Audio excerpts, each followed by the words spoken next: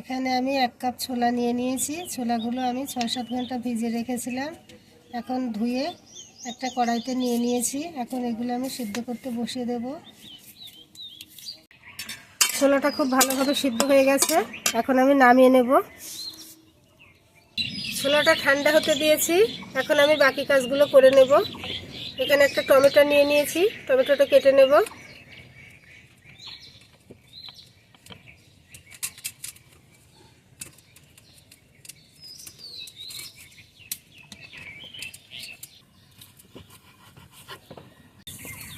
টমেটোটা কাটা হয়ে গেছে। এখন একটা পাত্রে উঠিয়ে নিচ্ছি।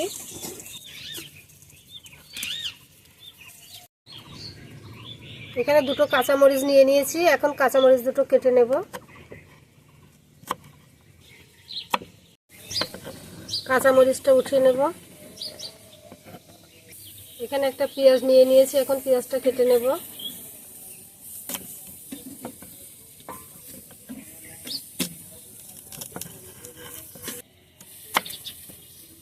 পেঁয়াজটা কাটা হয়ে গেছে। এখন উঠিয়ে নেব।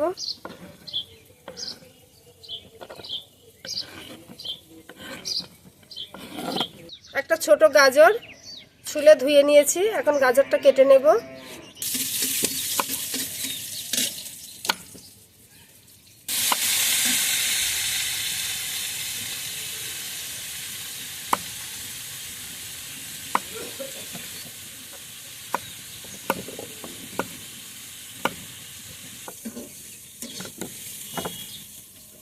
গাজরগুলো কিউব কিউব করে কেটে নিয়েছি।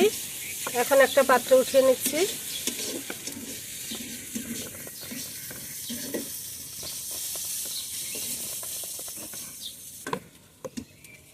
এখানে দুটো লেটুস পাতা নিয়ে নিয়েছি। এখন লেটুস পাতা দুটো আমি কুচি করে কেটে নেব।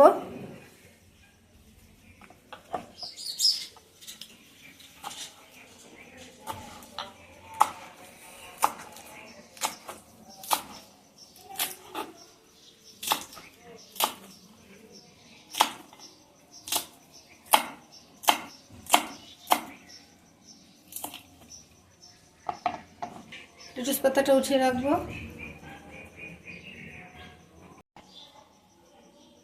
এখানে আমি কিছুটা পুদিনা পাতা নিয়ে নিয়েছি। এখন পুদিনা পাতাগুলো কুচি করে কেটে নেব।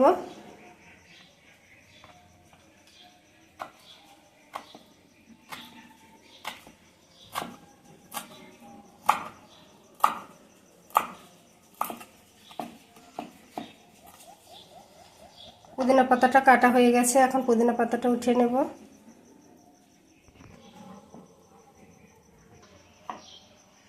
খুবই অল্প পরিমাণ ধনিয়া পাতা নিয়ে নিয়েছি। এখন ধনিয়া পাতাটা কুচি করে নেব।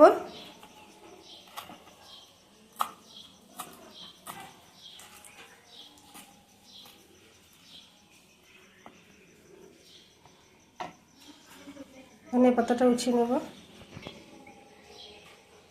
ছোলাগুলো আমি ঠান্ডা করে ধুয়ে পরিষ্কার করে নিয়েছি।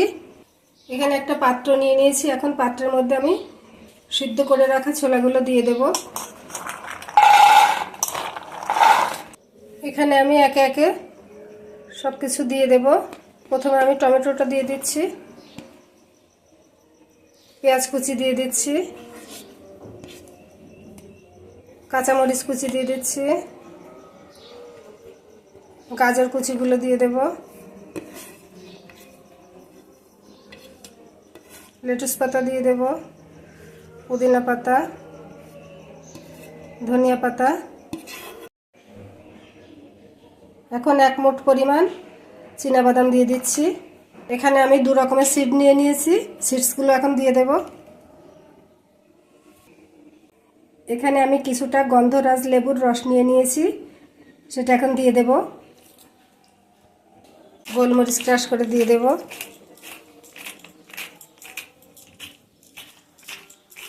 আপনারা চাইলে এখানে টেস্টিং সল্ট বা বিট লবণ দিতে পারেন। আমি কোনোটাই দেব না, একটু স্বাস্থ্যকর হিসেবে বানাচ্ছি।